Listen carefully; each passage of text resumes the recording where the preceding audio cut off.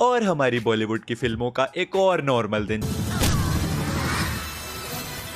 Yup, 2 80-80 kilo के 6-6 foot के नौजवानों को जॉन भाई ने ऐसी पेट में घुसा मार के आटे की बोरी की तरह हवा में उड़ा दिया है। But this is okay, this is normal. और ऐसी जॉन भाई इनकी पिटाई कर ही रहे होते हैं, लेकिन तभी अचानक नेशनल एंथम शुरू हो जाता है। अब जॉन भाई तो नेशनल एंथम सुनते ही एकदम अटेंशन पोज में आ गए, लेकिन गुंडे, वो तो गुंडे है ना, उनको क्या फर्क पड़ता है, वो लगे रहते हैं जॉन भाई को मारने। गुंडे ने बैट मारा, लेकिन बैट ऐसे टूट गया जैसे कागज का बैट हो। डंडा भी कागज की तरह टूट गया। अरे सर पे बेसबॉल बैट तक मारा, वो भी कागज की तरह टूट गया। इसके बाद क्या ही बचा है भाई, टेबल बचा है, मारो टेबल। वो भी तो कागज की तरह ही टूटेगा ना, फिर तो टूट गया। बट चलो ठीक है, अब इससे ऊपर क्या ही दिखा सकते हैं। अरे वाह, एक हाथ से बाइक रोक दी, बट इसमें क्या ही है, ये तो नॉर्मल है, ये तो मैं भी कर दूं। ये करके दिखाओ।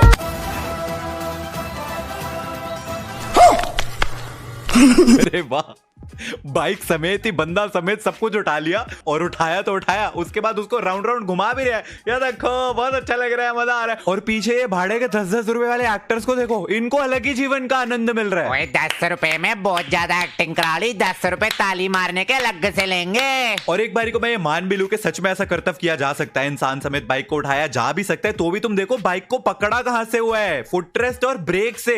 अबे centre of mass, centre of gravity नाम की कोई चीज है या नहीं? हाँ तो प्यारे बच्चों, सेंटर ऑफ मास क्या होता है? सेंटर ऑफ मास वो पॉइंट होता है जहां पे मैं एक बॉडी का पूरा मास, उसका वेट अज्यूम कर सकता हूं। अगर ये सर्कल है तो इसका सेंटर ऑफ मास मैं यहां पे अज्यूम कर सकता हूं कि इस पे सारा का सारा ग्रेविटेशनल फोर्स जो है ये सेंटर में लगेगी। अब यही सोचो, अगर एक 3 डायमेंशनल ऑब्जेक्ट होगा, इसका सेंटर कहां पे है? यहां पे। अगर मैं इसको इस जगह से पकड़ूंगा तो मैं बॉडी को पूरा बैलेंस कर सकता हूं। लेकिन अगर 400-500 किलो की एक बाइक होगी और मैं उसको उसके कोनों से अगर पकड़ूंगा तो क्या होगा? यही होगा, वो एक तरफ से झुक जाएगी। क्यों? क्योंकि इसका सेंटर ऑफ मास इधर है, लेकिन मैं फोर्स इस कोने पे लगा रहा हूं। लेकिन ये चीज हमारे बॉलीवुड में लॉजिक में नहीं आती है। मुझे भी नहीं पता मैं क्या बोल रहा हूं। फेंक दो इसको जॉन भाई, फेंक दो। मैं तो कह रहा हूं चांद पे उठा के फेंक दो। अरे मैं मजाक कर रहा था, सच्ची में नहीं फेंकना था।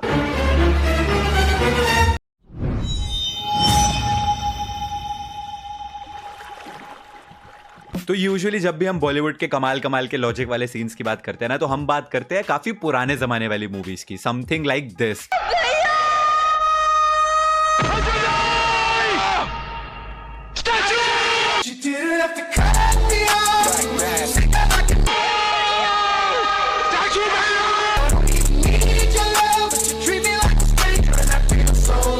Yes, इन्होंने छत से गिरती हुई एक लड़की को बीच हवा में स्टैचू बोला। स्टैचू, ऐसे वो गिरते गिरते एकदम से फ्रीज हो जाएगी हवा में, क्योंकि ग्रेविटी तो आपके पिताजी की है। तो मैं यही कह रहा था कि आज तक हम ऐसे ही पुराने जमाने के सीन्स देखते थे विदाउट लॉजिक वाले। लेकिन आज हम बात करने वाले हैं कुछ ऐसी मूवीज की जो काफी रिसेंट है, पिछले 4-5-6-7 सालों में रिलीज हुई है। एंड क्योंकि वीडियो का इंट्रो है तो हम एक इंट्रो सीन से स्टार्ट करते हैं, जहां पे अपने भाई सल्लू भाई का इंट्रोडक्शन हो रहा है मूवी राधे में। विलन के घर का सीन है। हमारे विलन ने फोन निकाला और अपना फोन इस्तेमाल कर ही रहा था, तभी अचानक एक साया आया जो कि फ्लैश की भी स्पीड से ज्यादा तेज आया खिड़की के थ्रू, और इसके चीक को कट करके चला गया।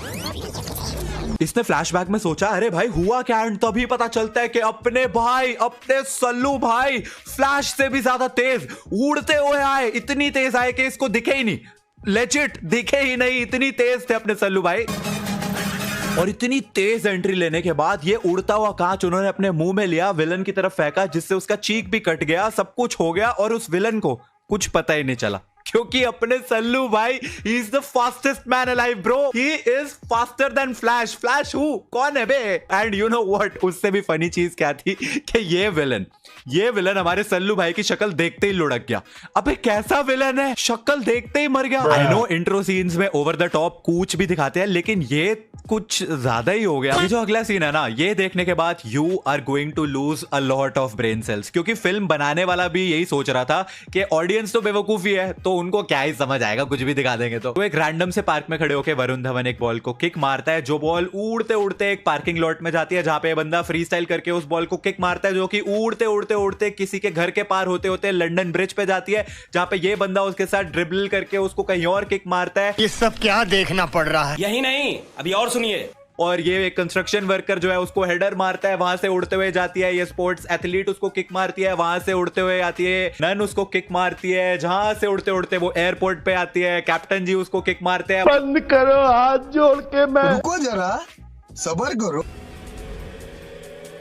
वहां से वो पुलिस वाली उसको किक मारती है, जहां से उड़ते उड़ते उड़ते वो रैंडमली किसी बिल्डिंग के अंदर चली आती है और हमारी फिल्म के विलन के सर पे बजती है सीधा, जो कि एस्केलेटर से नीचे गिर जाता है और सीधा कोमा में पहुंच जाता है। ये क्या है?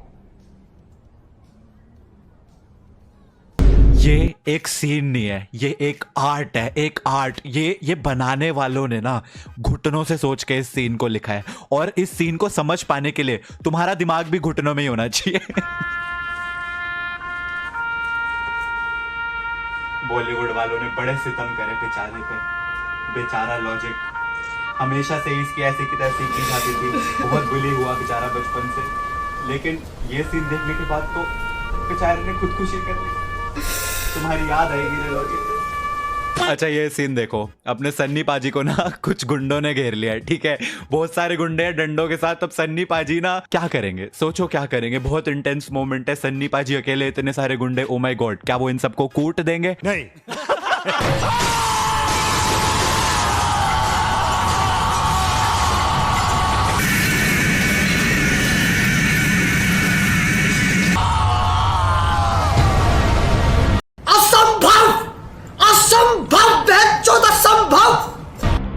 यार ये क्या था? ओह नो मैन, क्या बोलूं मैं इसके बारे में। मेरे पास कोई अल्फाज नहीं है, मुझे माफ कर दे आप लोग सारे, मुझे छुट्टी दे दे, मैं इस दुनिया से छुट्टी चाहता हूँ। मैं बस यही बोलना चाहता हूँ कि अगर आपको लग रहा था कि बस इतना ही है तो नहीं, अभी और है। इसके बाद कुछ गुंडे सन्नी पाजी की तरफ जो है वो मटके फेंकते हैं।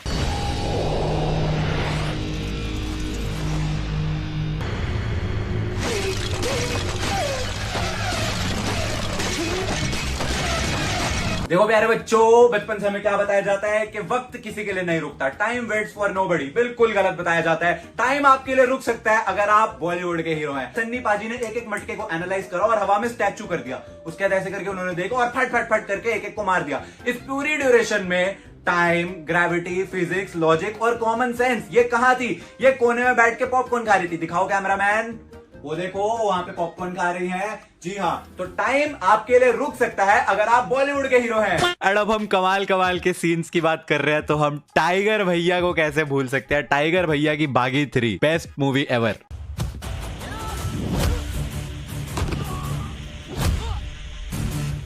ये सिक मूव वैसे मैंने अपनी एक पुरानी वीडियो में भी तुम्हें दिखा रखी है, लेकिन स्टिल मेरे कभी ये चीज पल्ले नहीं पड़ती कि भाई उस बंदे ने लात हवा में कर रखी है और 3 लोग एक के बाद एक आते हैं, टोंग टोंग टोंग करके, तीनों उसकी लात में टकराते हैं और मर जाते हैं।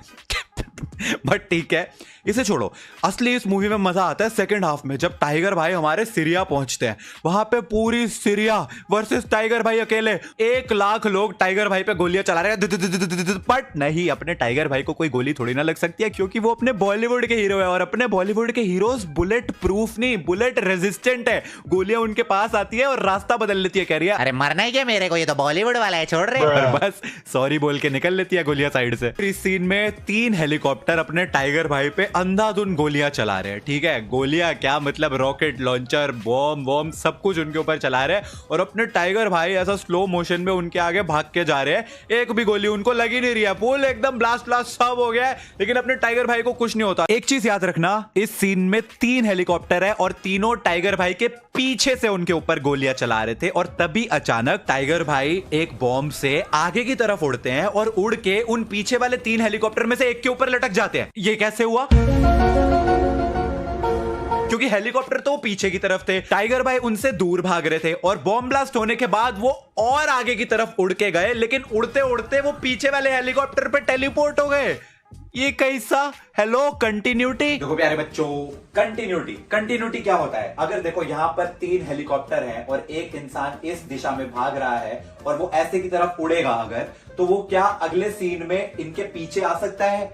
नहीं आ सकता, क्योंकि कंटिन्यूटी के हिसाब से तो वो इस दिशा में भाग रहा था, तो वो यहां पर कैसे पहुंच गया? इसका मतलब वो दिशाहीन हो गया है, जो कि टाइगर वैसे भी हो गया है। एग्जाम्पल के लिए, अगर आप ये कॉफी लेंगे, अब ये ग्लास मैंने कॉफी का जो है खाली कर दिया, तो कंटिन्यूटी में अब ये ग्लास खाली ही रहेगा। अब ये नहीं हो सकता कि अगले सीन में एकदम से यहाँ पे ग्लास जो है भरा हुआ आपको दिखने लग जाएगा, नहीं। तो यही होती है कंटिन्यूटी, जो कि हमारे बॉलीवुड के 10वीं फेल।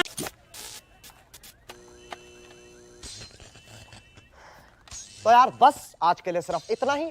अगर तुम्हें ये वीडियो पसंद आई तो लाइक मारो, और अगर तुम लोग नए हो तो सब्सक्राइब करो। वो जो लाल वाला बटन है उस पे अपनी खट्टी गोली फेंक के मारो या फिर गाड़ी चढ़ा दो, मुझे नहीं पता, बस क्लिक हो जाना चाहिए।